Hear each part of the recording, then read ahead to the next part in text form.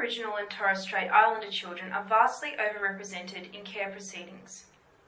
In this podcast, Judge Johnstone spends time detailing what specific initiatives have been implemented which are aimed at empowering Aboriginal families involved in care proceedings.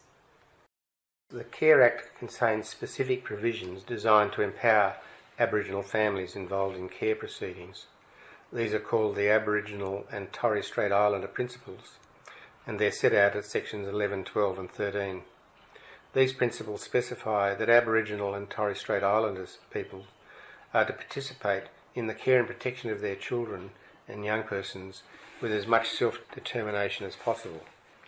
Aboriginal and Torres Strait Islander families, kinship groups, representative organisations and communities are to be given the opportunity to participate in decisions made concerning the placement of their children and in other significant decisions made under the Act that concern their children.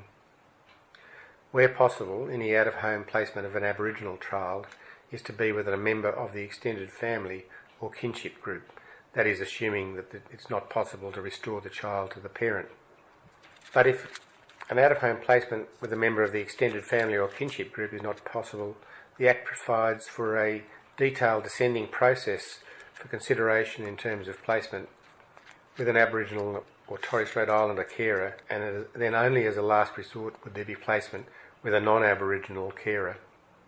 In summary, the order for placement is with a member of the child's extended family or kinship group, as recognised by the community to which the child belongs. B, a member of the community to which the child belongs. C, a member of some other Aboriginal or Torres Strait Islander family residing in the vicinity of the child's usual place of residence. And D, a suitable person approved by the Secretary after specified consultations. A permanency plan for an Aboriginal or Torres Strait Islander child must address how the plan has complied with those requirements. I was also interested in learning a little bit more about care circles. Would you mind sharing some information about that with our listeners? Yes, our care circles is an alternative, what we call alternative dispute resolution.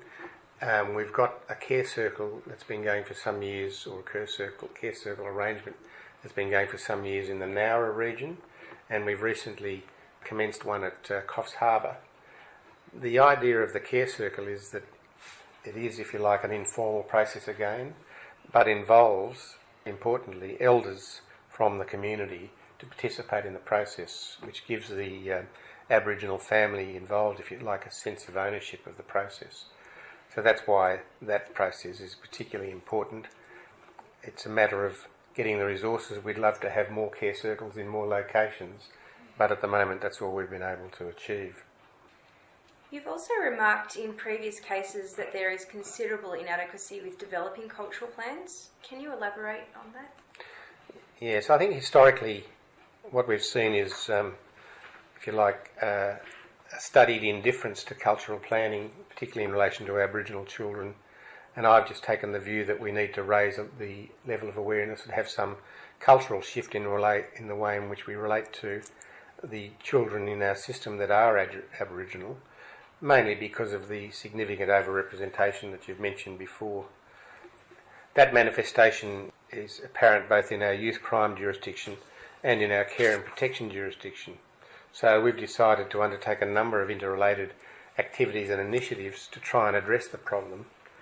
This includes, for example, in the criminal jurisdiction, the development of a Koori court model for the sentencing of our Aboriginal children. In the care jurisdiction, we've increased our focus on the cultural planning and the support for Aboriginal children and their families that come into the system. In 2011-12, Aboriginal and Torres Strait Islander children were almost 8 times as likely to be the subject of a substantiated child abuse and neglect report, as would be the case with non-Indigenous children. It is vitally important that when making decisions about a child to examine the issue of culture. Understanding their culture helps the court to understand that our perception of difference will often inform our interactions with others. And I have a couple of quotes. By acknowledging the impact of culture, we can ensure that we do not allow difference to inappropriately affect or impact upon outcomes. Culture is perhaps the most basic issue for child abuse and child protection. It is the context in which children live and something to which they contribute. It is the backdrop against which all circumstances and events affecting children occur. It provides the basis for both our definitions of abuse and neglect and the responses we have developed to protect children and to prevent abusive acts from occurring and recurring. With a view to addressing this issue, I've made some remarks in recent cases as to the inadequacy of the cultural planning contained in the permanency plans presented to the court in respect of Aboriginal children. For example, in my decision in Director General of DFACT's re Gale and Grace, I made the following remarks. Quote, "The Aboriginal and Torres Strait Islander principles are in the Care Act for good and well-documented reasons. They are to be properly and adequately addressed in all permanency planning and other decisions to be made under the Act, and in matters coming before the Children's Court.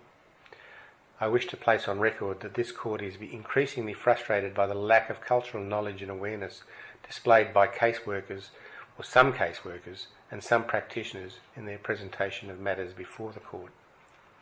The time has come for a more enlightened approach and a heightened attention to the necessary detail required, which may require specific training and education by the agencies and organisations involved." Close quote. Since that case, I'm pleased to say that I've given talks at various NGO forums with a view to trying to do exactly that, and I'm pleased to report that we've also formed a working party in the Children's Court which is developing some agreed standards and a standard template for cultural plans to be included in the permanency planning for Aboriginal children, with a view to enabling cultural planning to become a standard and meaningful part of the process. There are representatives on that working group from the department, its Aboriginal Services branch, from ABSEC and from the Aboriginal Legal Service, and of course a court representative. The template will provide for a minimum set of topics to be covered by the cultural plan, including, for example, details as to country, nation, language, totems, community links and relevant organisations. The plans will then set out what it is intended for the child in terms of learning about their origins, learning their language, participating in cultural events, cultural planning and other relevant detail for assisting the child to have an understanding of their cultural background. And when do you think that those might be available, those templates? I'm hoping the template will be available soon. In the meantime, the ABSEC Aboriginal Consultation Guide will provide a helpful tool for caseworkers and lawyers involved in preparing care plans for Aboriginal children.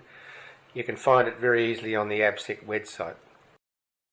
The NGO Learning Centre has provided a link to the consultation guide in our resources section for this series of podcasts, which we recommend you look into.